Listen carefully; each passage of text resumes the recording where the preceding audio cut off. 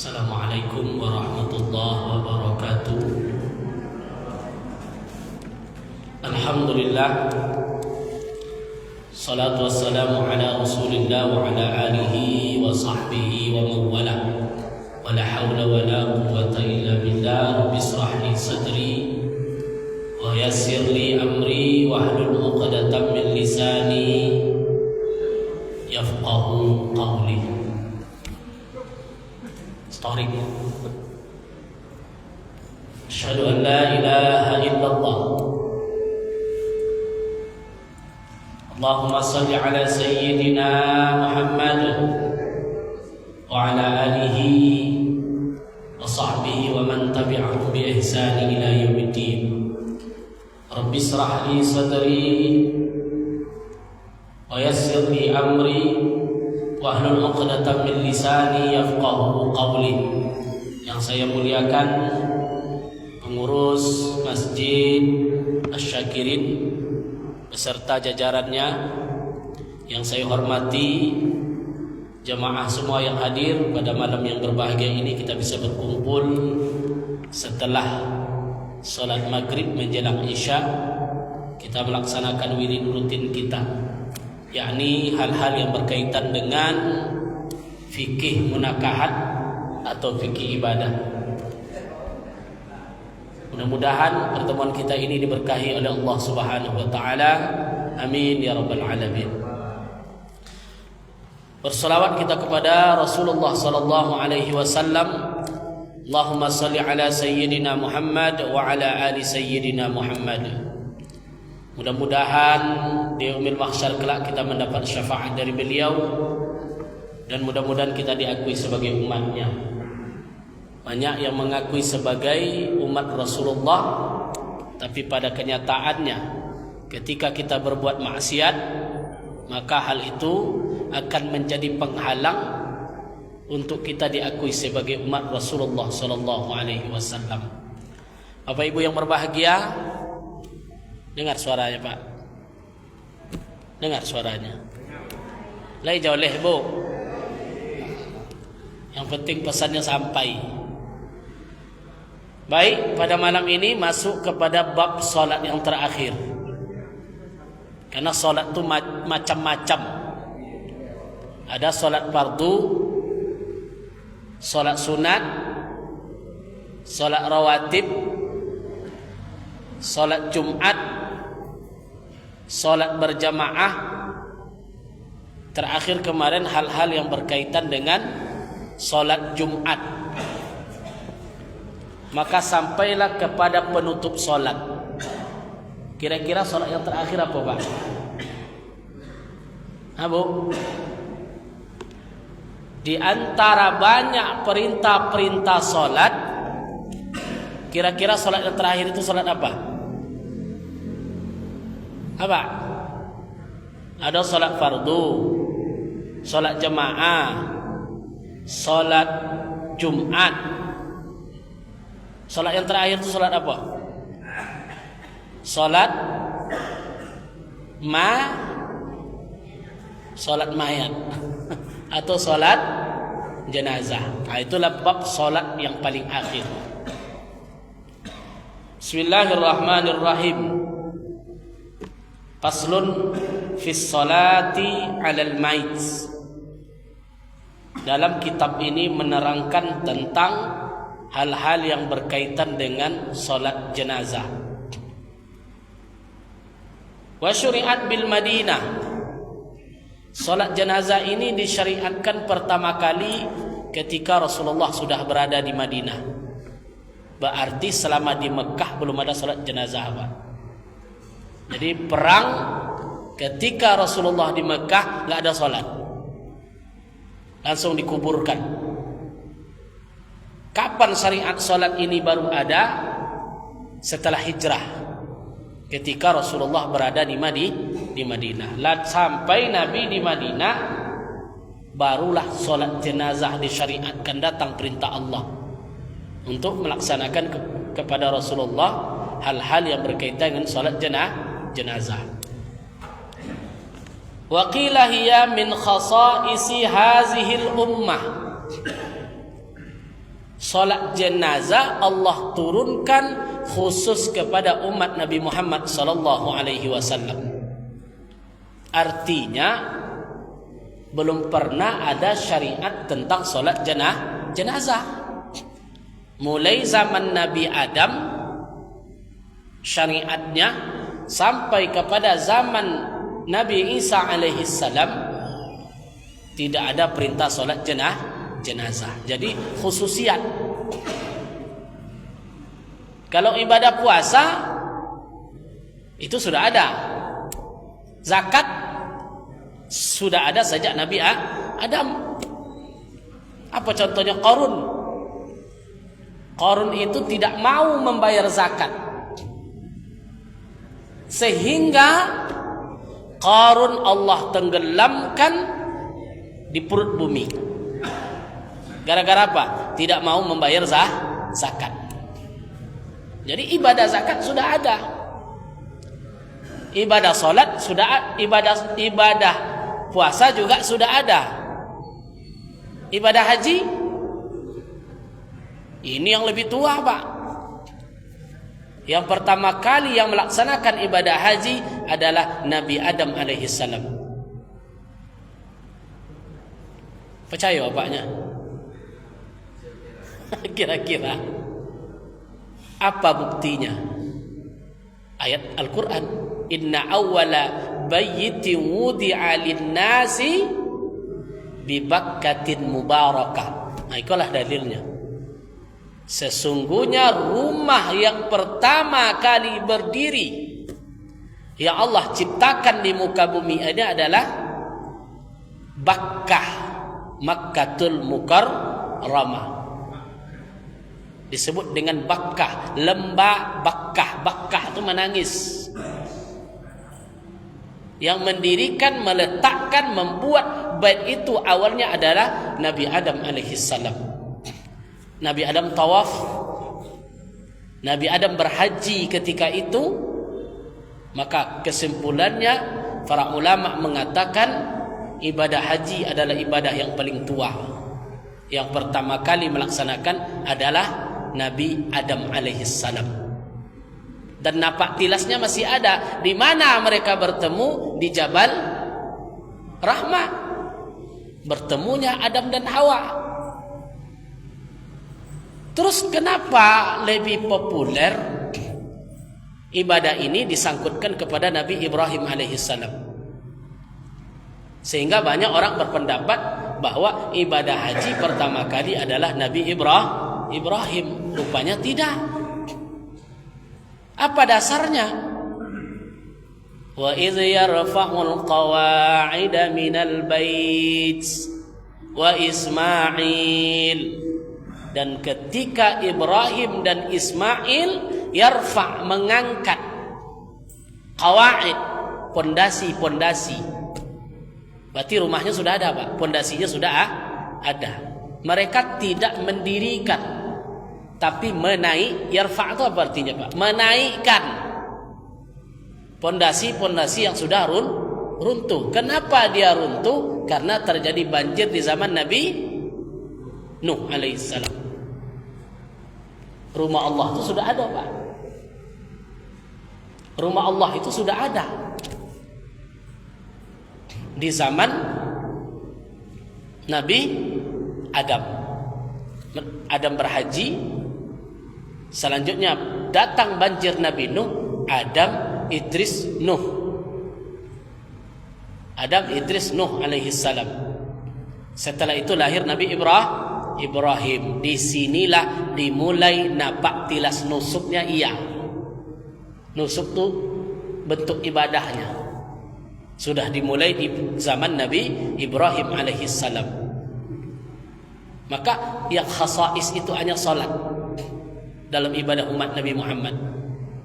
Karena salat tidak ada ibadah yang namanya ibadah salat, tidak ada sebelum syariat Nabi Muhammad turun. Apalagi salat jenazah. Maka disebut waqila hiya min khasais hazihil ummah.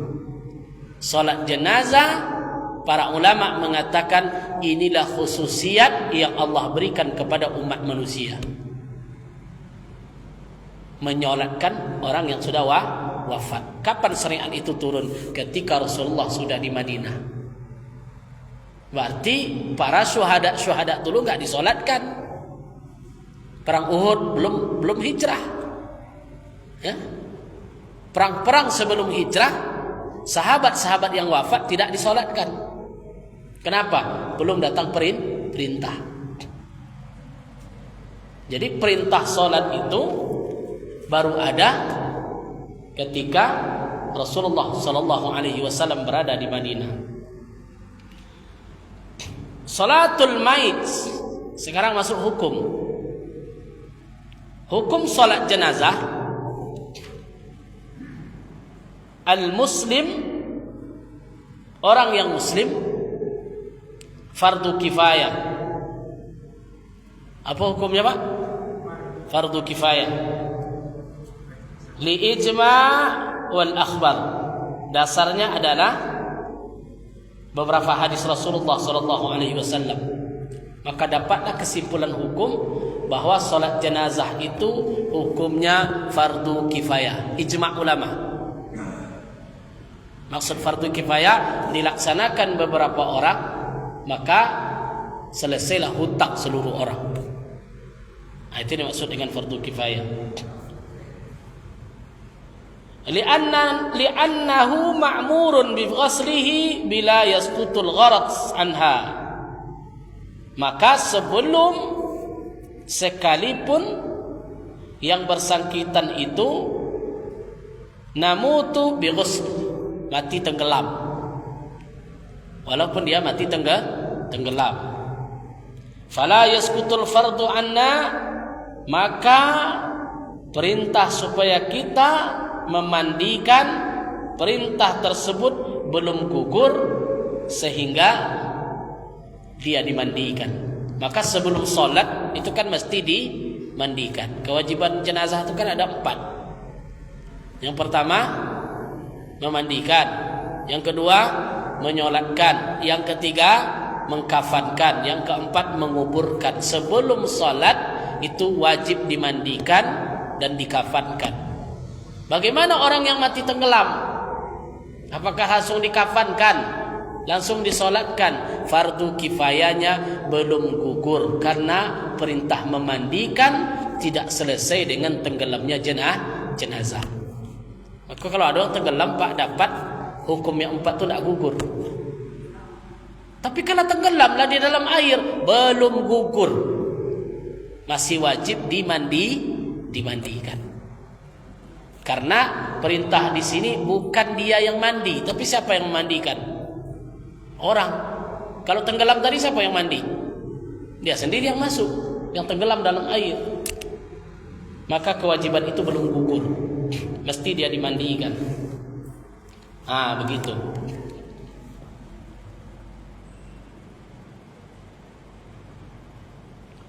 Wa yakfir yaslu kafir. Telah cukup sebagaimana fardu kifayah dengan adanya seseorang yang memandikannya. Jadi yang memandikan jenazah itu walau kafiran, meskipun yang memandikan itu bukan beragama Islam. Contoh, orang yang meninggal di rumah sakit. Ingat Bapak zaman Covid dulu, Pak? Tahu kita yang mandikan siapa tuh? Yang mengapankan. Rumah sakit kan banyak agama. Jika dia dimandikan oleh orang yang bukan Islam, maka fardu kifayahnya sudah selesai. Dianggap itu sah. Karena hukum sifat bukan kepada orang, tapi hukumnya kepada perbuatan. Asal dimandikan oleh orang, maka selesai fardu kifayah untuk memandikan tadi. Jadi tidak mesti yang memandikan itu harus orang alim, tidak boleh fasik, tidak mesti. Jadi semua orang berhak untuk memandikan jenazah. Di sini. Wa yakfa, dan selesailah seorang itu mandi walaupun hanya dimandikan oleh seseorang walaupun tidak beragama muslim. Wa yahsulu aqalluhu, paling tidak memandikan jenazah sekurang-kurangnya adalah bita'min badanihi bil ma'i marratan. Sekurang-kurang memandikan jenazah mengalirkan air 1 kali. Ambil air Pak, gini kan 1 kali. Ila ghusl badan, kepada seluruh badan. Itu dah selesai, itu dah cukup. Ini kalau seandainya krisis air. Pamonya krisis air Pak. Nak mungkin air banyak, maka kita hanya mengambil fardu kifayahnya saja, yang paling sedikit. Apa tadi? Memandikan 1 kali aliran ke badannya, cukup. Ada selesai itu kifayah kita. Udah selesai kewajiban. Sama dengan ijab qabul. Kadang-kadang saya menikahkan orang, masalahnya itu ijab qabul itu harus lengkap. Kalau tidak, saksi tidak mau mensahkan. Aku nikahkan engkau dengan anak kandungku Sianu binti Sianu, dengan mas kawinnya seperangkat alat solat tunai. Itu kan panjangnya. Ada tidak minimal akad? Ada. Aku nikahkan engkau dengan anak kandungku Sianu, aku terima nikah Sianu. Sah atau tidak Pak? Sah. Jadi ada batas minimal, ada yang lebih, yang batas afdalnya. Kalau mandikan jenazah yang paling afdal kan mandi 9 namanya Pak, lengkap. Tapi batas minimalnya apa? 1 kali mengalirkan air ke seluruh badannya. Ambil air, dialirkan sekali, selesai fardu kifayahnya. Itu batas minimal. Cuma kadang-kadang karena saksi tidak paham, lama jadi ijab kabul tu Pak. Tak sah ulang lagi. Tak sah ulang lagi lah 10 kali. Padahal Pak Kuannya lah ngasih kode, Pak tolong disahkan nanti ya. Tak juga disahkan. Harus lengkap. Yang lebih parah tu harus 1 napas. Siapa yang bilang 1 napas? Kalau sempat anaknya namanya 7 kalimat namanya kan? Berarti mahar termasuk syarat sah nikah. Enggak. Mahar enggak masuk dalam rukun nikah. Nah, itu yang masalah, disuruh mandi kan tidak selesai. Tapi jangan itu pula pakai besok lagi Pak Yul. Ya, harus yang lengkap. Kan sekarang boleh pakai teks. Ya, pakai teks saja boleh. Kau boleh pakai teks. Ya boleh pakai teks. Jadi ada batas minimal. Ya, masalah yang tadi itu, kasus yang tadi itu yang saya dapat, udah suruh enggak juga. Pak, kita tuliskan Pak ya ijab kabulnya. Amo enggak bisa baca katanya. Alah kacau tu kan. Membaca tulis enggak bisa. Yang panjang enggak bisa. Ya udah, kita ambil yang batas minimal. Aku nikahkan engkau dengan anak kandungku Sianu. Aku terima nikah Sianu. Sah, dah selesai semua. Ya kan, sudah ijab kabulnya. Kalau sulit, maka ngambil batas minimal ijab. Mengambil batas minimal ijab kabul. Ini juga yang tibarnya ketika kita memandikan jenazah. Datang musim kering, tidak ada air. Yang ada hanya cukup untuk mengalirkan 1 kali. Ya udah. Bismillahirrahmanirrahim. Rasulullah sallallahu alaihi wasallam. Ambil ghufranaka ya Allah ya Rabbal alamin. Selesai sekali. Dah. Cukup.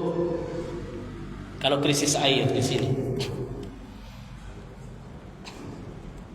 Hatta ma tahta qalfati alqaf 'ala al-asah. Memandikan jenazah bisa menyiramkan air yang dapat meratai badannya. Ya. Meratai badannya, baik anak-anak maupun orang dewasa. Yang jelas sudah merata ke seluruh badannya.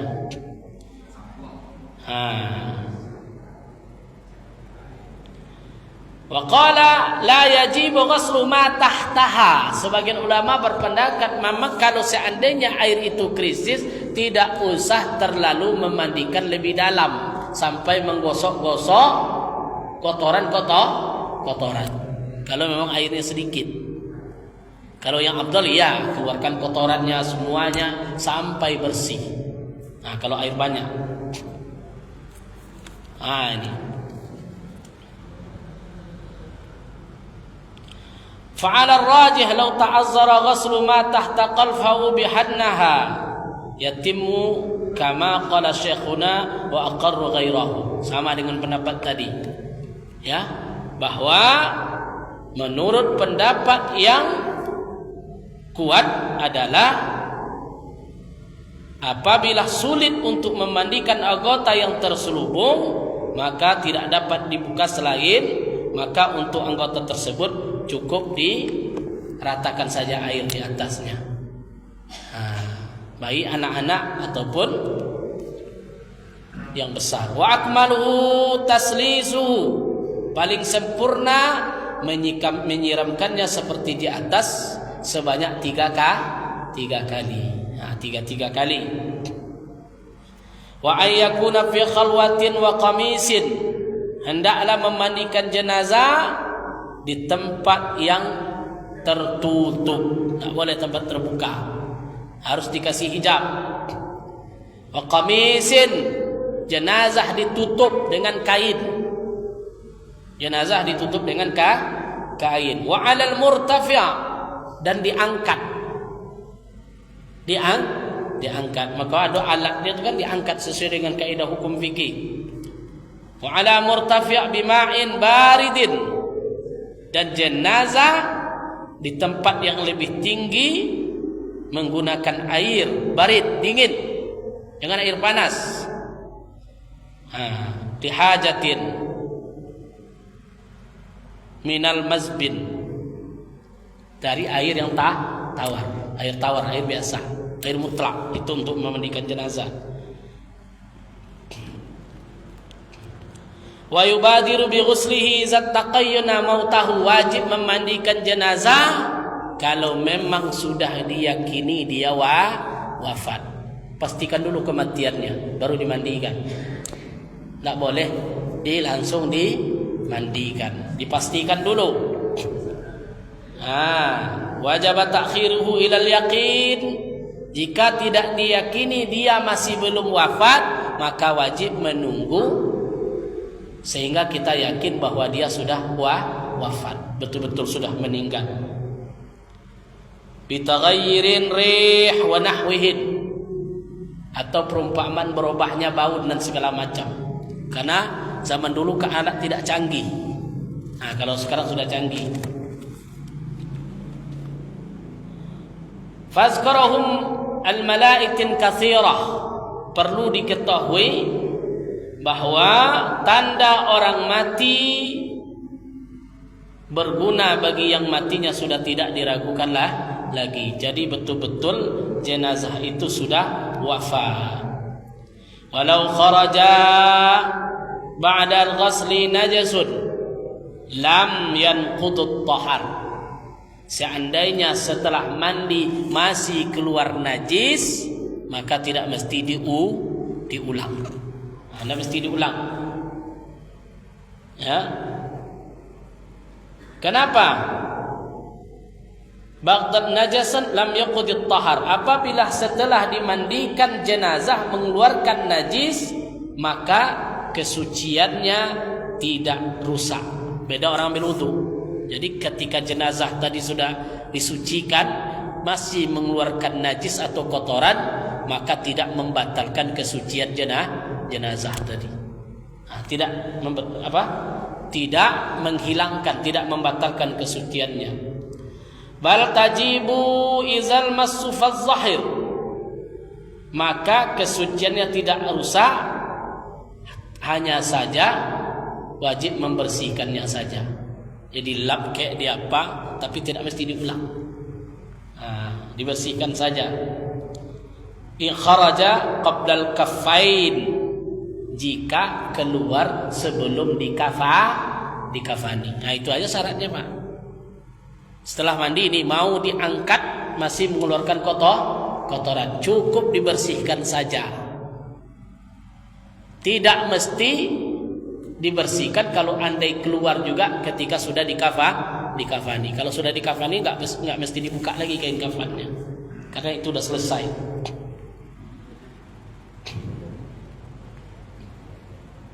Wa may yata'azzara ghusluhu li faqdi mal aw li ghairihi ka ikhtiraq la ghusilat tahara yumma wujuban. Nah ini, jika seorang jenazah tidak mungkin dimandikan karena uzur. Apa contohnya, Pak? Terbakar. Mungkin tidak dimandikan? Tidak mungkin. Atau jenazah yang jika terkena air hancur.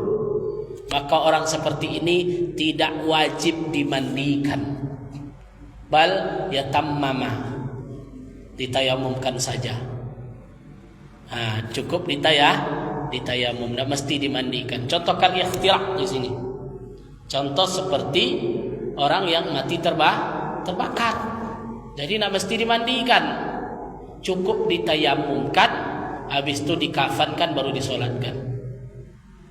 Begitulah hukumnya dalam masalah jenazah. Paham Bapak Ibu? Paham ya? Ar-rajulun aula bi ghusli ar-rajul. Laki-laki memandikan yang laki-laki. Wal mar'atun bi ghusli al-mar'atin. Perempuan memandikan yang perempuan. Itu aturannya. Laki-laki yang memandikan laki-laki, yang perempuan memandikan perempuan. Awak? Kecuali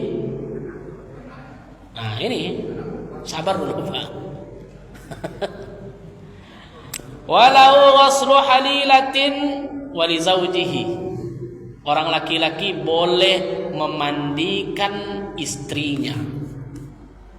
Apa?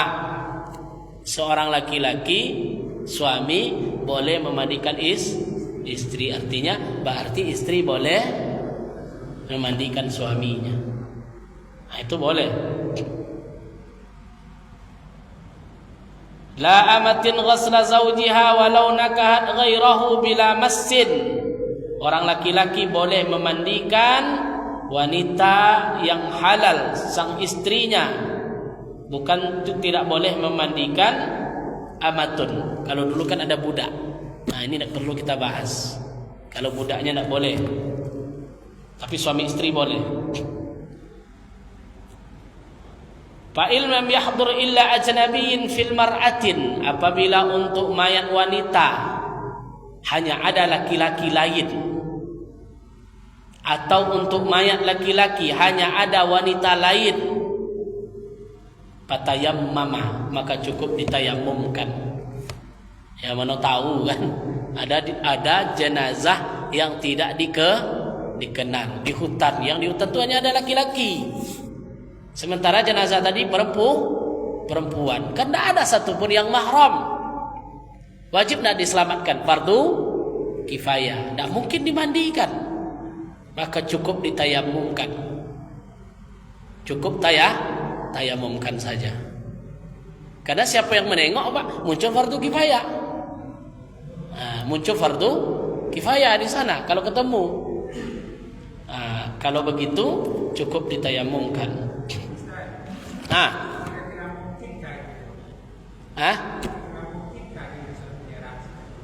Ya, kalau fikih itu dia ngambil yang tersulitnya. Ya, mana tahu ada kan bapak ikut manjat gunung Mapala. Sampai di puncak tanah temu jenazah perempuan muslim berjilbab.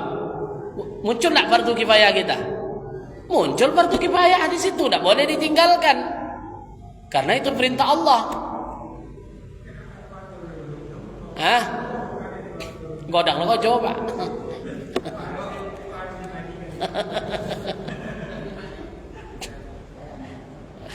Akan memandikan aja. Ya, sekarang kan bisa lapor. Bisa dilaporkan ke PNBP kan, bisa datang dia. Tapi yang jelas fardu kifayah itu terbeban oleh orang yang pertama menengok. Ya bisa melapor kita. Tapi kalau ditinggalkan begitu saja kita tidak melapor, kita terkena dosa. Dosa kifayah. Di sini kita kena dosa kifayah di situ. Maka dilaporkan. Memang dalam hukum yang boleh itu ghuslun ma la yastaha. Boleh memandikan orang yang tidak bersyahwat. Contohnya apa? Sobiyun, anak kecil. Boleh siapa saja Pak, kalau anak kecil. Karena tidak ada syahwat di situ. Boleh. Lihallin nazri kulli, karena nazar itu apa? Menengok anak kecil boleh seluruh tubuhnya. Makanya halal dimandikan oleh siapapun. Ini hukum nazar di fikih kan ada. Pada hukum asal kan laki-laki menengok perempuan hukumnya haram.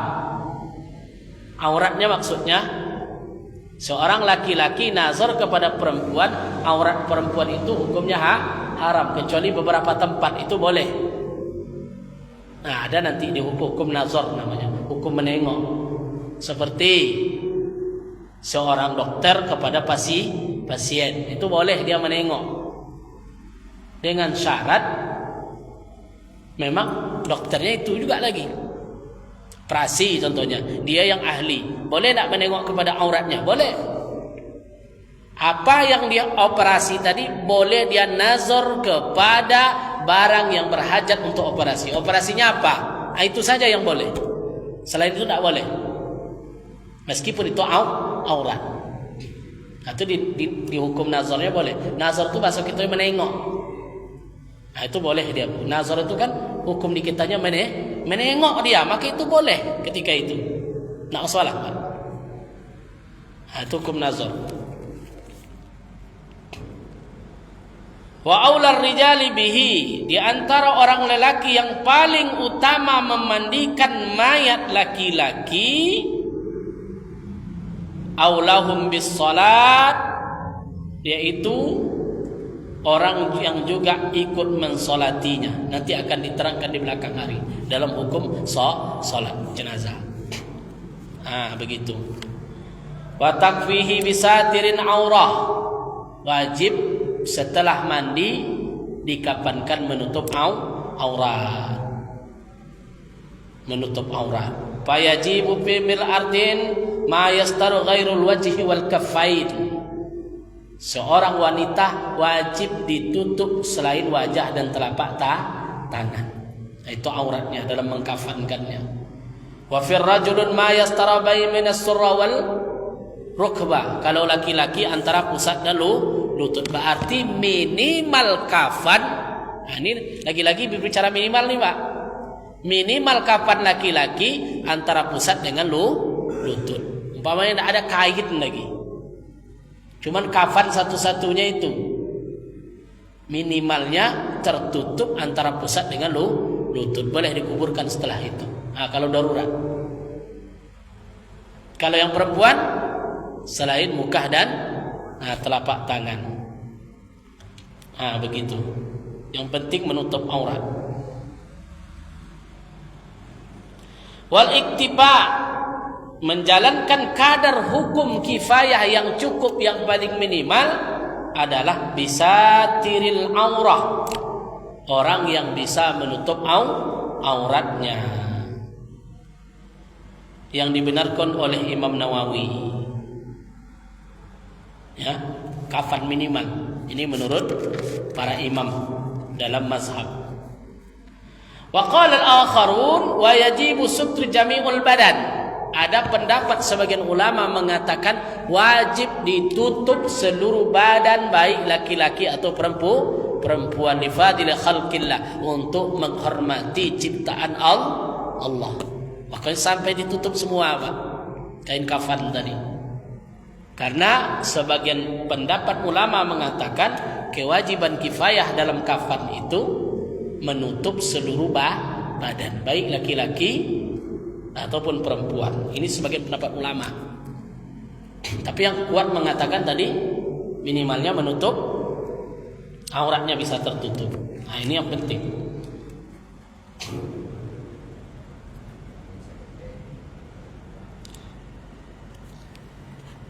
Wa akmaluhu, kalau ingin sempurna, lizzakari salasa, bagi laki-laki 3 helai kain kafan. Nah, ini kalau mau yang afdal. Berapa laki-laki, Pak? 3 lapis. Ya ummu kullu minhumal badan, menutup seluruh badannya. Menutup 3 lapis tadi seluruh tubuh. Wajaza ayazadu tahtaha qamis wa imamah, boleh diberikan baju dan sorban. Berarti jadi apa, Pak? 3 kain kafan, 1 dijadikan baju, 1 untuk sorbannya. Itu menurut para ulama. Wal unsa, adapun perempuan boleh membuat sarung, baju kurung, terus kerudung kepala plus kain kafannya. Nah, itu boleh juga. Biasanya kan kalau orang haji dipakai kain ihram, selain 3 lapis kain kafan, dipakaikan baju 1, dipakaikan sorban, ditambah 3 helai kain kafan untuk menutup seluruh badannya. Nah, biasanya gitu kan, Bapak? Ya, ini juga berdasarkan hukum fikih. Karena hukum fikih yang mengatakan wa yakfanu lil maiti, kapan mayat,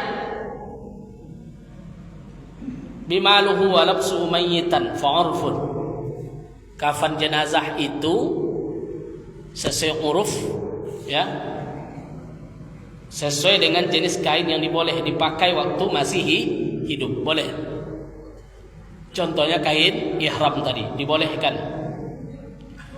Fayajuzu harir wa za'farin lil mar'atin, kalau perempuan boleh pakai sutra. Ada kain sutra, Pak. Kalau perempuan boleh pakai sutra. Kalau laki-laki haram pakai sutra, tidak boleh. Nah, kalau perempuan dibolehkan di sini. Harir, wa za'faran, ya, kain-kain dia yang terbagus, itu boleh. Wa mahlu tahdizhu tirka, adapun biaya perawatan jenazah adalah harta peninggalannya. Dari mana ambil, Pak? Beli kafannya yang bagus, ya, semua peralatannya dari tirkah. Tirkah itu apa namanya itu? Peninggalan jenazah. Selesaikan untuk dia dulu. Jangan berpikir untuk cepat membagi warisan. Selesaikan dulu hal-hal yang diwajibkan untuk jenazah. Berapa biaya kuburannya? Kalau di kita ada namanya TPU. Kalau di kota besar, Pak, bayar. Apalagi yang ada nama di Jakarta itu pemakaman elit, macam-macam, Pak. Ada lo tingkatannya tuh, mau sewa yang tipe seperti apa? Ada yang VVIP, ada VIP, ada yang kelompok biasa. Makam pun ada VVIP. Mungkin beda malaikat Israel, malaikat Munkar Nakir. Ada VVIP juga. Padahal sama aja. Ya, kalau udah meninggal ya udah meninggal. Jangan berpikir yang macam-macam. Makanya kenapa ada orang yang mati syahid masuk neraka? Ada enggak orang yang mati syahid masuk neraka? Ada. Dia berperang di jalan Allah, mati. Hadis Nabi itu. Ketika dia mau masuk surga, apa kata Allah? Giring dia ke neraka.